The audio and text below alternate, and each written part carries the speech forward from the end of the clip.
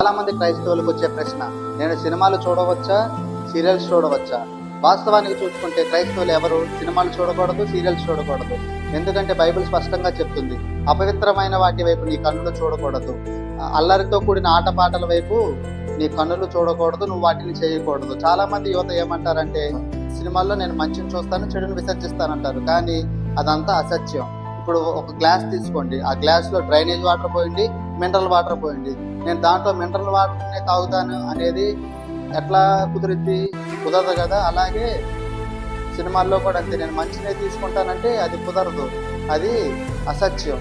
కాబట్టి మనకు ఉన్న సమయాల్లో బైబిల్ చదువుకుంటా, బైబిల్ మనకు అన్నీ నేర్పిస్తుంది, సత్యాన్ని నేర్పిస్తుంది, మార్గాన్ని నేర్పిస్తుంది, ఎవరితో ఎలా నడుచుకోవాలో కూడా నేర్పిస్తుంది. కాబట్టి మనకి సమయం ఉన్నప్పుడు బైబిల్ చదువుకుంటా ఉంటే ఎంతో మంచిది. నేటి యువతలకు నేను తెలియజేస్తున్న సందేశం ఇదే.